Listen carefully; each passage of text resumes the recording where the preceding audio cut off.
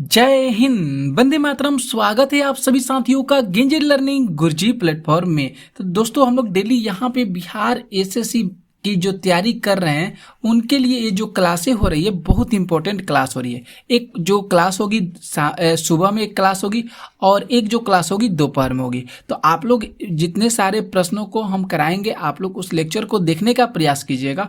और ये जितने सारे प्रश्न होंगे बिहार एसएससी के लिए बहुत इंपॉर्टेंट है। तो आप लोग इसे शेयर करने में जरूर मदद कीजिएगा और वीडियो को पूरा देखिएगा, हो सके आपसे क्वेश्चन ना छूटे। ओके, तो देखिए आते हैं पहले नंबर प्रश्न पे। यहाँ पे दोस्तों जो पहला प्रश्न करे कि अर्धसैनिक बल का प्रमुख बनने वाली पहली महिला का क्या नाम है। बहुत अच्छा सा प्रश्न है। उनका नाम जो हो जाएगा अर्चना रामासुंदरम। यहाँ पे जो ऑप्शन बी हो रहा है दोस्तों, ये बिल्कुल सही हो रहा है। याद रखना होगा और आपको दिमाग में ये सेट करके रखना होगा कि इस बार जो बिहार एसएससी की भर्ती आई है, इसमें आपको किसी तरह जो है जॉब हासिल कर लेना है, जॉब को ले लेना है। ठीक है, तो यह इस प्रश्न का उत्तर क्या होगा? बी ऑप्शन सही होगा, अर्चना रामासुंदरम। ओके, इसके बाद देखिए आते हैं दूसरे नंबर प्रश्न पे। यहाँ पे दोस्तों दूसरा जो प्रश्न है कि किस अभिलेख से ज्ञात होता है कि स्कंदगुप्त को हूणों को पराजित किया था। स्कंदगुप्त जो था यह हूणों को पराजित किया था। कौन से अभिलेख से यह ज्ञात होता है, यह पता चलता है?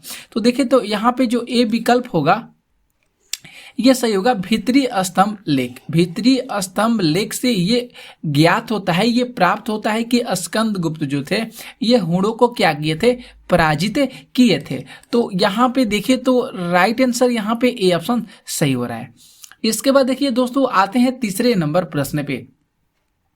यहाँ पे दोस्तों जो तीसरा जो प्रश्न करे कि अदानी ग्रीन ने दुनिया के सबसे बड़े पवन सौर संयंत्र को चालू किया है, इसकी क्षमता जो है कितनी मेगावाट होनी चाहिए? अदानी ग्रीन ने, तो देखिए तो यहाँ पे जो विकल्प सी होगा यह सही होगा, 600 मेगावाट। अदानी ग्रीन ने दुनिया का सबसे जो बड़ा पवन सौर ऊर्जा संयंत्र है, इसकी क्षमता कितना रखा है? तो 600 मेगावाट रखा है। क्लियर हो रहे हैं सारे प्रश्न आप लोगों के? इसके बाद देखिए चौथे प्रश्न पे आते हैं। यहाँ पे जो चौथा प्रश्न है कि शैवाल पारिस्थितिकी तंत्र, जिसको इकोसिस्टम के नाम से जाना जाता है, यह निम्नलिखित में से किस स्तर में आता है या किस श्रेणी के अंतर्गत आता है? तो ये जो है प्रोड्यूसर होते हैं, उत्पादक होते हैं। ये विकल्प सी जो है ये सही हो रहा है। इसी के अंतर्गत मतलब उत्पादक के अंतर्गत जो है ये शैवाल पारिस्थितिकी तंत्र आते हैं, जिसको प्रोड्यूसर के नाम से जानते हैं। ओके, आगे देखिए दोस्तों आते हैं 5 नंबर प्रश्न पे। यहाँ पे जो 5 प्रश्न करे कि भारत का पहला डिफेंस इनक्यूबेटर किस शहर में स्थापित किया जाएगा? तो किस शहर में स्थापित किया जाएगा? तो इसे जो है हैदराबाद शहर में स्थापित किया जाएगा। सी विकल्प दोस्तों बिल्कुल सही हो रहा है। ध्यान रखिएगा, इस प्रश्न का उत्तर क्या होगा? हैदराबाद होगा। बहुत सुंदर सा प्रश्न है, बहुत इंपॉर्टेंट प्रश्न है, परीक्षा में ये प्रश्न पूछा भी गया है। ओके, आगे देखिए 6 नंबर प्रश्न पे आते हैं। 6 जो प्रश्न है कि मानसून का निर्वर्तन इंगित होता है। जो मानसून आते हैं वह किस तरह से अपना जो वेशभूषा बना के आते हैं, कैसे आते हैं, इसके बारे में इंगित करना है, बताना है और दर्शाना है। ठीक है, तो देखें तो यहाँ पे कौन से विकल्प सही हो रहे हैं? साफ आकाश से, ये बिल्कुल सही बात है, ये ऑप्शन सही हो रहा है। इसके बाद दूसरे में आते हैं कि बंगाल की खाड़ी में अधिक दाब परिस्थिति से, ये बिल्कुल सही बात बोला गया है। और स्थल पर तापमान के बढ़ने से, ये भी सही बोला गया है। अब हम लोग को देखना है कौन सा विकल्प यहाँ पे सही हो रहा है। तो देखें तो सी विकल्प दोस्तों बिल्कुल सही हो रहा है। पहला, दूसरा और तीसरा जो विकल्प दिया गया है ये तीनों क्या है? बेहतर तरीका से सही है। ठीक है, आगे देखिए प्रश्न आते हैं 7 नंबर। यहाँ पे जो दोस्तों 7 प्रश्न है कि इलेक्ट्रिकल वायर हेतु अंतर्राष्ट्रीय रंग कोड के अनुसार निम्नलिखित में से कौन सा विकल्प जो है न्यूट्रल वायर को दर्शाता है? बहुत अच्छा सा प्रश्न है। जैसे बिजली का तार होता है, एक लाल होता है, एक हरा होता है। ठीक है, तो जो न्यूट्रल वायर होता है उसको किस रंग से दर्शाया जाता है, इस ऑप्शन में हमको देख के बताना है। तो उसका जो हो जाएगा न्यूट्रल होता है, नीला रंग का तार होता है। सी विकल्प दोस्तों बिल्कुल सही होता है। जैसे आप लोग स्टेबलाइजर होते हैं उसमें देखे होंगे 3 जो सॉकेट लगे होते हैं इस तरह का, तो उसी में होता है एक लाल होता है, एक हरा होता है, एक नीला होता है। ठीक है, आगे देखिए प्रश्न आते हैं 8 नंबर प्रश्न पे। यहाँ पे जो 8 प्रश्न है कि वह प्रांत जहां 1937 के आम चुनाव के बाद भारतीय राष्ट्रीय कांग्रेस ने अपनी सरकार नहीं बनाई पाई थी, उस राज्य का क्या नाम हो जाएगा। तो उस राज्य का नाम हो जाएगा बंगाल, पश्चिम बंगाल जो हो जाएगा। 1937 के आम चुनाव के बाद यहाँ पे भारतीय राष्ट्रीय कांग्रेस ने अपनी सरकार को नहीं बना पाई थी। ठीक है, आगे देखिए आते हैं प्रश्न संख्या 9 जो प्रश्न है कि मौर्य साम्राज्य के समय में बिहार का क्या नाम था। मौर्य साम्राज्य के समय में बिहार का क्या नाम था। तो बिहार का जो नाम था मगध था दोस्तों। सी ऑप्शन यहाँ पे सही होगा। इसके बाद देखिए आते हैं 10 नंबर जो प्रश्न है कि निम्नलिखित में से कौन से फेयर प्रणाली की एक विशेषता को बताता है। फेयर प्रणाली, तो देखें तो यहाँ पे जो विकल्प जो ए होगा ये सही होगा। सरकार का कोई भी हस्तक्षेप नहीं होता है। फेयर प्रणाली की विशेषता को कौन दर्शा रहा है, तो ए विकल्प जो है ये सही हो रहा है। ये दर्शा रहा है अच्छा तरीका से कि सरकार का कोई भी हस्तक्षेप नहीं होना चाहिए। आगे आते हैं प्रश्न संख्या 11 पे। 11 प्रश्न है कि निम्नलिखित में से कौन सी मिट्टी नदियों द्वारा निर्मित होती है, नदियों के द्वारा बनाई जाती है। तो देखें तो यहाँ पे जो 11 नंबर जो प्रश्न है इसका विकल्प बिल्कुल सही होगा। सी ऑप्शन बिल्कुल सही होगा। जलोढ़ मिट्टी, ये जो मिट्टी है नदियों के द्वारा जो पानी आते हैं बाढ़, तो उसी के द्वारा इसका निर्माण होता है। तो सी ऑप्शन सही हो रहा है। आगे देखिए प्रश्न 12 जो है दोस्तों कि जैव विविधता में परिवर्तन होता है। जैव विविधता में परिवर्तन कब होता है, तो ये जो भूमध्य रेखा की तरफ जो बढ़ती है तब जाकर परिवर्तन जो है इसमें देखने को मिलता है। ए ऑप्शन यहाँ पे सही हो रहा है। आगे देखिए दोस्तों 13 जो प्रश्न है कि भारतीय कृषि में किसने पूंजीवादी उत्पादन के तरीके की पहचान की है। पूंजीवादी जो उत्पादन है इसके तरीके की पहचान करने वाले जो वैज्ञानिक हैं उनका क्या नाम है। तो उनका उत्साह पटनायक हो जाएगा। यहाँ पे देखें तो बी ऑप्शन सही होगा। आगे आते हैं प्रश्न संख्या 14 पे। 14 जो प्रश्न है दोस्तों कि अक्टूबर 2022 में भारत के चुनाव आयोग के उपचुनाव आयुक्त के रूप में किसे नियुक्त किया गया था। बहुत अच्छा सा प्रश्न है, पूछा भी जाता है। जो अजय भादु को जो है भारत के चुनाव आयोग के उपचुनाव आयुक्त के रूप में इन्हें 2022 में नियुक्त किया गया था। ठीक है, आगे देखिए प्रश्न आते हैं 15 प्रश्न है दोस्तों कि किस प्रकार का रोगजनक जल जनित ई कोलाई संक्रमण का कारण बनता है। बहुत अच्छा सा प्रश्न है। तो बैक्टीरियल जो होता है बैक्टीरिया, ये जो है ई कोलाई संक्रमण का कारण बनता है केवल जल से, रोग जनित जल, जहां पे गंदे जल होते हैं। ठीक है, आगे देखिए प्रश्न आते हैं 16 जो प्रश्न है दोस्तों कि भारतीय संविधान के किन 2 अनुच्छेदों में न्यायिक समीक्षा की शक्ति को सर्वाधिक स्पष्ट रूप से व्यक्त किया गया है। यह आर्टिकल कौन कौन से हैं। तो ये आर्टिकल जो हो जाएंगे आर्टिकल 32 से लेकर आर्टिकल 226, आर्टिकल 32 और आर्टिकल 226 में ये जो 2 अनुच्छेद हैं इसमें न्यायिक समीक्षा की जो शक्ति है उसको सर्वाधिक रूप से मतलब अच्छे तरीका से विस्तार से इसको व्यक्त किया गया है। आगे देखिए प्रश्न आते हैं 17 जो प्रश्न है दोस्तों कि निम्नलिखित में से किसने भारत में स्वर्ण सिक्कों का प्रचलन नियमित उपयोग के लिए किया था। बहुत अच्छा सा प्रश्न है ये। तो स्वर्ण सिक्कों का प्रचलन की बात कर दिया तो ए विकल्प बिल्कुल सही होगा। विम कडफिसेस ने स्वर्ण सिक्कों का प्रचलन जो है यह नियमित उपयोग के लिए किया करता था। 18 जो प्रश्न है कि तृतीय क्षेत्र में कौन सी आर्थिक गतिविधि शामिल नहीं की जा सकती है। यहाँ पे ऑप्शन के अनुसार देखना है और बताना है कि तृतीय क्षेत्र के अंतर्गत जो है इस ऑप्शन के अनुसार कौन से क्षेत्र जो है नहीं आते हैं। तो बात करें सी ऑप्शन बिल्कुल सही होगा। मधुमक्खी जो पालन है ये तृतीय क्षेत्र के अंतर्गत नहीं आता है। ठीक है, इसके बाद देखिए आते हैं 19 नंबर जो प्रश्न है कि रॉयल सोसाइटी ऑफ लंदन का प्रथम भारतीय फेलो कौन था। बहुत अच्छा सा प्रश्न है, इंपॉर्टेंट प्रश्न है। तो ये जो कौन थे भारतीय फेलो कौन था, तो एसी वाडिया जो थे ये रॉयल सोसाइटी ऑफ लंदन के प्रथम भारतीय फेलो माने जाते थे।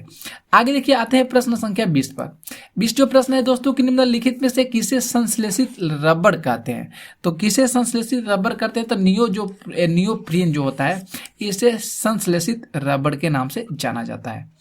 21 जो प्रश्न है दोस्तों कि निम्नलिखित में से कौन सी किसी जल निकाय में घनत्व परमणता को दर्शाती है। यहाँ पे ऑप्शन के अनुसार देखना है और बताना है कि घनत्व जो परमणता है जल निकाय का वह किसको दर्शाती है, तो वह पिक्नोक्लाइन को दर्शाती है। सी विकल्प ये सही हो रहा है। बहुत ही इंपॉर्टेंट प्रश्न है ये।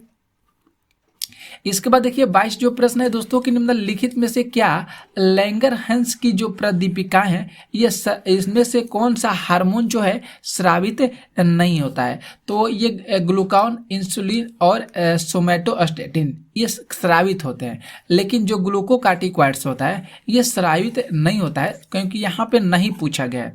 यहीं पे बच्चों के द्वारा बहुत सारी मिस्टेकें हो जाती है, नहीं पर जो है ध्यान नहीं देते हैं और वहाँ पे ऑप्शन को टिक कर देते हैं, जिनसे वे प्रश्न जो हैं उनसे गलत हो जाते हैं। तो नहीं वाला जो अक्सर प्रश्न होते हैं थोड़ा सहूलियत से आप लोग को करना पड़ता है, इसलिए ऐसे प्रश्नों को आप लोग अक्सर दिमाग में रखिए, ध्यान से करिएगा। इसके बाद देखिए 30 जो प्रश्न है कि विष्णु चिंचलाकर कौन थे। विष्णु चिंचलाकर कौन थे, तो विष्णु चिंचलाकर जो थे एक प्रकार के चित्रकार थे। ए विकल्प सही होगा। यहाँ पे देखिए 24 जो प्रश्न है कि निम्नलिखित में से कौन सा देश 2023 में 12वें विश्व सम्मेलन की मेजबानी करेगा। और ये करंट अफेयर से प्रश्न लिए हैं, तो डी ऑप्शन बिल्कुल सही होगा। फिजी जो देश है ये 12वें विश्व सम्मेलन की मेजबानी करेगा। आगे देखिए 25 नंबर प्रश्न पे आते हैं। यहाँ पे दोस्तों 25 जो प्रश्न करे कि निम्नलिखित राज्यों के गठन विचार कीजिए। गठन पर विचार करना है और इनके काल क्रम के अनुसार इनको व्यवस्थित करना है कि कौन सा क्रम यहाँ पे सही हो रहा है। तो देखिए पहले हम इसको यहीं से बता देते हैं, ऑप्शन कुछ नीचे दिया गया है। तो पहले तो हरियाणा होगा, पहले नंबर पर हरियाणा होगा। इसके बाद दूसरे नंबर पर गोवा हो जाएगा, ठीक है। इसके बाद तीसरे नंबर पर झारखंड और चौथे नंबर पर क्या हो जाएगा, इसके बाद हो जाएगा तेलंगाना। तो देखिए कौन सा विकल्प सही हो रहा है, 4, 1, इसके बाद 3 और 2 हो रहा है। ऑप्शन हम लोग देख लेते हैं कौन सा विकल्प सही हो रहा है। तो देखिए दोस्तों बिल्कुल सही हो रहा है, ऑप्शन बी सही हो रहा है, 4, 1, 3, 2, क्योंकि हम लोग का 4, 1, 3, 2 आया हुआ है। ओके, तो इसी तरह प्रश्नों को आप लोग को करना है। 26 प्रश्न है कि जुलाई 2022 में सेमीकंडक्टर पार्क की स्थापना के लिए किस राज्य सरकार ने आईजीएस ब्रेचर्स के साथ समझौता ज्ञापन पर हस्ताक्षर किया है। कौन सा राज्य है जो जुलाई 2022 में इसकी स्थापना के लिए क्या किए थे, एक हस्ताक्षर पेश किया था। कौन सा राज्य है, तो ये राज्य का नाम हो जाएगा तमिलनाडु। ऑप्शन जो डी हो रहा है ये सही होगा। आगे देखिए 27 जो प्रश्न है कि मौर्य समाज का विभाजन 7 वर्गों में विशेष तौर पर उल्लेखित है। 7 वर्गों में विशेष तौर पर उल्लेखित है। तो देखिए तो डी ऑप्शन बिल्कुल सही होगा। मेगास्थनीज की इंडिका में, मेगास्थनीज की जो एक पुस्तक है जिसका नाम है इंडिका, इसी में जो मौर्य समाज है इसके विभाजन के 7 वर्ग जो है देखने को मिलते हैं। आगे जो 28 प्रश्न है कि निम्नलिखित में से कौन एक नए के निर्माण के लिए संवैधानिक उपबंध नहीं है। तो नए यहाँ पे देखिए तो डी ऑप्शन सही होगा। एक राज्य संघ जो है ये राज्य क्षेत्र शामिल कर सकेगा, एक राज्य संघ जो हो जाएगा एक राज्य क्षेत्र को शामिल कर सकेगा, यहाँ पे ये डी ऑप्शन सही हो रहा है। लेकिन दोस्तों यहाँ पे देखिए नहीं अब दिया है, इसको भी ध्यान में रखना होगा कि एक नए के निर्माण के लिए संवैधानिक उपबंध नहीं है। तो ये जो एक राज्य संघ जो होगा राज्य क्षेत्र शामिल कर सकेगा, ये बिल्कुल क्या दिया है, गलत बातों को स्पष्ट किया गया है। आगे देखिए प्रश्न आते हैं 29 जो प्रश्न है कि महिलाओं का घरेलू हिंसा से संरक्षण निम्नलिखित में से किस वर्ष में पारित हुआ था। तो डी ऑप्शन बिल्कुल सही होगा। 2005 में इसे पारित किया गया था कि जब महिलाओं पर घरेलू हिंसा हो रहा है, जो विवाद हो रहा है, उत्पन्न हो रहा है, मारा पीटा जा रहा है, ये 2005 में इसे पारित किया गया था। इसके बाद जो 30 नंबर जो प्रश्न है कि ऊष्मा गतिकी, जिसको थर्मोडायनेमिक्स के नाम से जानते हैं, ये कौन सा एंट्रोपी को परिभाषित करता है? तो ये जो एंट्रोपी होगा द्वितीय, इसी को जो है ये परिभाषित करता है। सी ऑप्शन सही होगा। 31 नंबर जो प्रश्न देखते हैं दोस्तों, 31 प्रश्न है कि समुदायों का पूर्ण क्रम जो क्रमशः एक निश्चित स्थान बदलता है वह क्या कहलाता है? तो वह जो निश्चित स्थान बदलता है उसे शियर के नाम से जानते हैं। बी ऑप्शन दोस्तों ये क्या होगा? सही होगा। 32 जो प्रश्न है यहाँ पे कि अश्विनी पोनप्पा किस खेल के लिए प्रसिद्ध है? बहुत सुंदर सा प्रश्न, बहुत धमाकेदार प्रश्न है। तो जो अश्विनी पोनप्पा है ये बैडमिंटन के खिलाड़ी हैं। डी ऑप्शन यहाँ पे सही होगा। आगे देखिए प्रश्न आते हैं 33 जो प्रश्न है कि जब राजा ने मैसूर राज्य की स्थापना की तब विजयनगर साम्राज्य का शासक उस समय कौन था? बहुत अच्छा सा प्रश्न है।